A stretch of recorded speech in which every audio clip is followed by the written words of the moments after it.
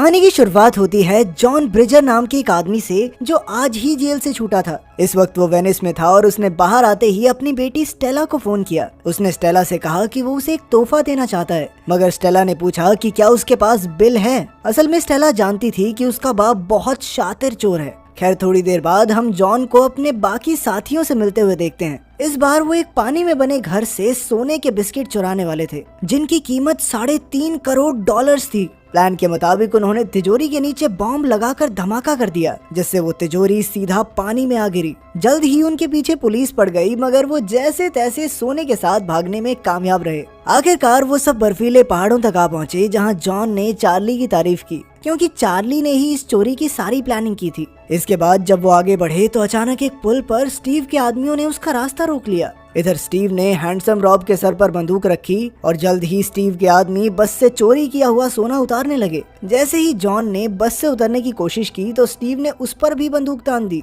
Steve के इस धोखे पर जॉन ने कहा कि मेरे साथी तुम्हें छोड़ेंगे नहीं, मगर स्टीव तो सोने के लालच में इतना अंधा हो गया था कि उसने अपने बॉस जॉन को ही गोली मार दी। उसी वक्त हैंडसम रॉब ने बस दौड़ाई तो वो सीधा बर्फीले पानी में जा गिरी। ऊपर से स्टीव ने उन पर धुआंधार गोलियां बरसाई ताकि उनमें से कोई भी जिंदा न बच सके, लेकिन खुशकिस्मती से वो सभी जिंदा बच गए और तैरकर नदी किनारे आ गए। बाहर आकर चार्ली ने अपने बॉस जॉन की मौत का गम मनाया और फिर उसके कातिल स्टीव से बदला लेने की कसम खाई। इसके 1 साल बाद हम देखते हैं कि जॉन की बेटी स्टेला पुलिस डिपार्टमेंट के लिए ताले खोलने की नौकरी करती थी। एक दिन जब वो ऑफिस पहुंची तो चार्ली उससे मिलने आया और कहा कि उसने स्टीव का पता लगा लिया है और वो उससे चोरी किया हुआ सोना वापस लूटना चाहता है। वो चाहता था कि स्टेला भी इस मिशन में शामिल हो, मगर स्टेला ने कहा कि वो अपने बाप की तरह चोर नहीं है। लेकिन फिर रात को स्टेला का मन बदल गया और उसने चार्ली को फोन करके कहा कि जब वो स्टीव से सोना चुरा लेंगे तो वो स्टीव के चेहरे की हवाइयां उड़ते हुए देखना चाहती है। अगली सुबह चार्ली ने स्टेला को पूरी टीम से मिलवाया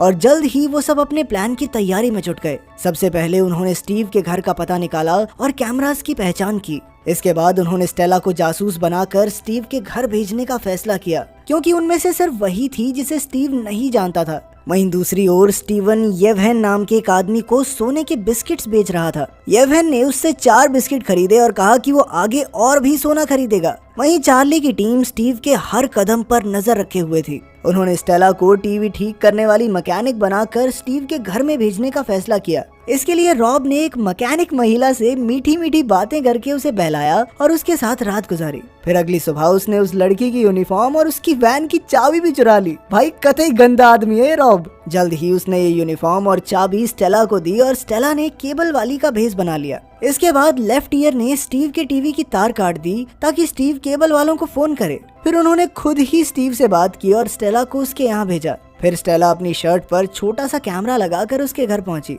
उसकी खूबसूरती देखकर स्टीव अपनी अमीरी का दिखावा करने लगा। खैर, स्टेला के कैमरे की मदद से उन्हें घर के कोने कोने का नक्शा मिल गया। इधर स्टीव स्टेला से फ्लर्ट करने लगा और उसे डेट पर जाने के लिए पूछा। पहले तो स्टेला ने मना कर दिया, पर फिर बाद में वो राजी हो गई। आखिरकार जब वो वापस आई तो चार्ली ने पूरी टीम के साथ मिलकर आगे का प्लान बनाया। उन्होंने मिनी कूपर के अंदर सोने के भार जितना लोहा रखा और फिर स्टेला को गाड़ी चलाने को कहा।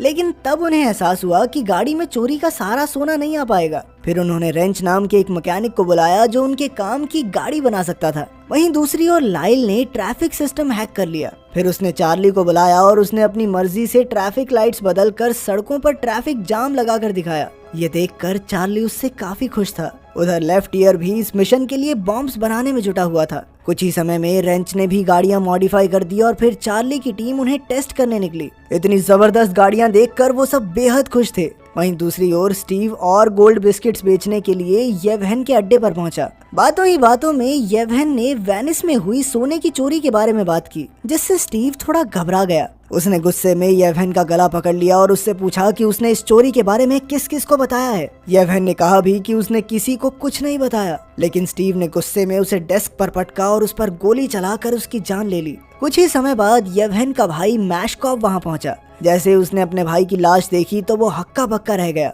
असल में वो यूक्रेनियन माफिया गैंग का लीडर था और अब उसने अपने भाई की मौत का बदला लेने की कसम खाई। इसी दौरान चार्ली और लेफ्ट ईयर स्किनी पीट नाम के गुंडे से हथियार खरीदने पहुंचे। रास्ते में चार्ली ने लेफ्ट ईयर को कहा कि भाई उसको घूरियो मत, ठीक है? पर जैसे ही लेफ्ट ईयर ने स्किनी पीट को देखा तो वो उसे देखता ही रह गया। असल में स्किनी पीट पतला नहीं बल्कि बहुत ही ज्यादा मोटा आदमी था उधर मैशकॉव और उसके गुंडे येवहेन के कातिल को भूखे कुत्तों की तरह ढूंढ रहे थे। मैशकॉव ने येवहेन के एक चेले को बुलाकर पूछताछ की तो पता चला कि एक लंबे काले बालों वाला बड़ा सा आदमी येवहेन से सोने के बिस्किट्स खरीदता था। अब मैशकॉव समझ गया कि ये स्किनी पीट की बात कर रहा है। वो तुरंत स्किनी पीट के पास पहुंचा और उससे सोने के बिस्किट्स और येवहेन की मौत के बारे में पूछताछ की। वहीं दूसरी ओर चार्ली और उसकी टीम प्लान के अगले पड़ाव की तैयारी कर रहे थे। लाइल स्टीव पर नजर रखे हुए था और उसने देखा कि स्टीव स्टेला के साथ डेट पर जाने के लिए निकल गया था। जब चार्ली और उसकी टीम उसके घर से सोना चुराने पहुंचे तो उन्होंने देखा कि स्टीव के पड़ोसी पार्टी कर रहे थे।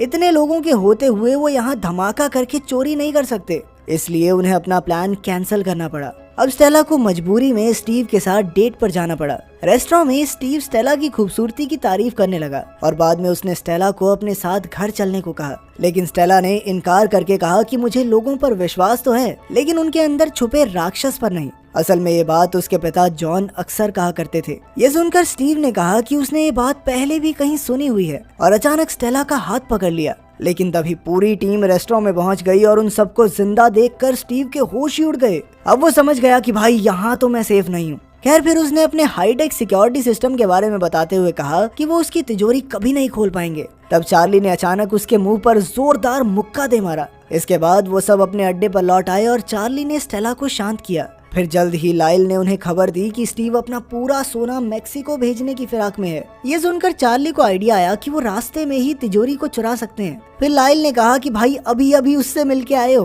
तुम्हें क्या लगता है वो ऐसी चोरी होने देगा? अपना सोना ट्रांसफर करने के लिए स्टीव बहुत ही अच्छे ट्रक्स और हेलीकॉप्टर्स का इस्तेमाल करने वाला है। फिर बाद में स्किनी पीट ने चार्ली को फोन करके येवहेन के कत्ल के बारे में पूछा। इस पर चार्ली ने कहा कि वो इस बारे में कुछ नहीं जानता। बाद में चार्ली रॉब के साथ चोरी के लिए नया ट्रक देखने गया। फिर उसने रेंच को फोन करके इस ट्रक को मॉडिफाई करने का काम दिया। तब रेंच ने कहा कि वो भी इस चोरी में शामिल होना चाहता है, तो चार्ली ने उसे भी अपनी टीम में शामिल कर लिया। बाद में चार्ली और लेफ्ट ईयर उस पुल के नीचे बॉम्ब्स लगाने पहुंचे जहां से अगले दिन सोने से भरा ट्रक गुजरना था। आखिरकार अगली सुबह हुई और पूरी टीम स्टीव के सोने के ट्रक्स का बेसब्री से इंतजार करने लगी। तभी उन्होंने देखा कि स्टीव ने उन्हें भटकाने के लिए 3 ट्रक्स भेजे थे। खैर चार्ली को पहले ही इसका एहसास हो गया था, इसलिए उसने कहा कि उन्हें उस ट्रक का पीछा कर रहा है जिसके साथ हेलीकॉप्टर उड़ रहा हो। इसके बाद चार्ली ने लाइल को तीनों ट्रक्स के पहियों का भार चेक करने को कहा। उसके मुताबिक जिस ट्रक के पहियों पर ज्यादा भार होगा उसी ट्रक में असली सोना है। जल्द ही लाइल ने सीसीटीवी कैमरास देखकर उसे बताया कि ट्रक नंबर 128 का भार सबसे ज्यादा है। कुछ देर तक तो चार्ली की टीम ने उनका पीछा किया, पर अचानक एक चौराहे से तीनों ट्रक्स अलग अलग दिशाओं में मुड़ गए। तब लाइल ने ट्रैफिक लाइट्स कंट्रोल करके ट्रक 128 वाली सड़क पर ट्रैफिक जाम लगा दिया। उधर स्टीव ऊपर हेलीकॉप्टर से ये सब देख रहा था। उसने तुरंत अपने पायलट को पीछे मुड़ने को कहा। इधर लाइल ने ट्रैफिक लाइट्स की मदद से ट्रक नंबर 128 को अपने रास्ते से भटका दिया। जल्द ही चार्ली की टीम इस ट्रक तक पहुंच गई और दोनों ट्रक्स में जबरदस्त रेस शुरू हो गई। चार्ली का ट्रक तो सीढ़ियों से होते हुए ट्रेन स्टेशन भी पार कर गया और तभी लाइल ने एक बटन दबाकर ट्रेन भी रोक दी ताकि उनका ट्रक समय पर पुल के नीचे पहुंच सके। आखिरकार वो जैसे तैसे पुल के नीचे पहुंचे और रेंच के इशारे का इंतजार करने लगे। जैसे ही रेंच ने ट्रक 128 को पुल पर जाते हुए देखा, लेफ्ट ईयर ने पुल पर लगे बॉम्ब्स में धमाका कर दिया। इस धमाके से सड़क टूट गई और ट्रक सीधा नीचे आ गिरा। उसी वक्त रेंच ने एक बटन दबाकर सड़क पर फट्टा लगा दिया। उधर स्टीव ने अपने गुंडों को जल्द से जल्द ट्रक ढूंढने को कहा। इधर चार्ली की टीम को ट्रक तो मिल गया, मगर उसके अंदर की तिजोरी देखकर उनके पैरों तले जमीन खिसक गई। असल में ये वो तिजोरी नहीं थी जो स्टेला ने स्टीव के घर में देखी थी। चार्ली ने फिर स्टेला को इस तिजोरी को खोलने की कोशिश करने को कहा। स्टेला ने कहा कि इसका पासवर्ड पता लगाना बेहद मुश्किल है, इसलिए उसने ड्रिलिंग मशीन से तिजोरी तोड़ने का फैसला किया। आखिरकार काफी कोशिशों के बाद वो कामयाब रही और जल्द ही उन्होंने सारा सोना अपनी मिनी कूपर में भर दिया। सारा सोना लेकर पूरी टीम खुशी मनाते हुए वहां से निकल पड़ी, मगर कुछ ही पलों में स्टीव के आदमी भी उनका पीछा करते हुए वहां पहुंचे। जल्द ही उन्होंने चार्ली की टीम पर धुआंधार गोलीबारी शुरू कर दी। तब चार्ली ने भी उन पर जवाबी हमला किया और जल्द ही वो हाईवे पर चढ़ गए। उसी पल स्टीव ने उन्हें हेलीकॉप्टर से देख लिया और उनका पीछा करने लगा। अचानक चार्ली ने रास्ता बदला, पर स्टीव वहां भी आ गया। एक पॉइंट पर चार्ली की गाड़ी हेलीकॉप्टर से टकराने ही वाली थी कि वो गाड़ी को तेजी से मोड़कर बच निकला। तभी स्टीव भी हेलीकॉप्टर से उतरा और किसी की गाड़ी चुराकर चार्ली का पीछा करने लगा। इधर चार्ली ने तुरंत मिनी कूपर एक ट्रेन के डिब्बे में चढ़ा दी और अपनी टीम के साथ दूसरी गाड़ी में भाग निकला। इधर स्टीव अब भी उनके पीछे लगा हुआ था। जब उसने चार्ली की टीम को ट्रेन के डिब्बे से निकलते देखा तो उसकी मुलाकात रेंच से हुई। उसने रेंच को वहाँ काम करने वाला समझ लिया और उसे $5000 का लालच देकर मिनी कूपर के पास ले जाने को कहा। रेंच ने पैसे लेकर ट्रेन के डिब्बे का दरवाजा खोल दिया, मगर ये क्या, उसमें से अचानक चार्ली बाहर निकला और स्टीव की बेवकूफी पर हंसने लगा क्योंकि अब स्टीव के पास कुछ भी नहीं बचा था। अचानक स्टीव ने अपनी बंदूक निकाल ली और वो चार्ली को मारने ही वाला था कि उसी वक्त यूक्रेनियन माफिया गैंग वहाँ पहुंची। स्टीव ने उनसे पूछा कि तुम कौन हो, तो माफिया लीडर ने कहा कि वो येवहेन का भाई है। ये सुनकर स्टीव का खून सूख गया और वो कहने लगा कि येवहेन की मौत से मेरा कोई लेना देना नहीं है, मगर माफिया बॉस ने उसकी एक ना सुनी। मौका देखकर स्टेला ने भी अपने पिता की जान लेने के लिए स्टीव के मुंह पर जोरदार मुक्का मारा। इसके बाद माफिया गैंग के गुंडे उसे पकड़कर ले गए और इधर चार्ली की टीम ढेर सारे सोने के साथ अपनी नई जिंदगी की शुरुआत करने निकल पड़ी।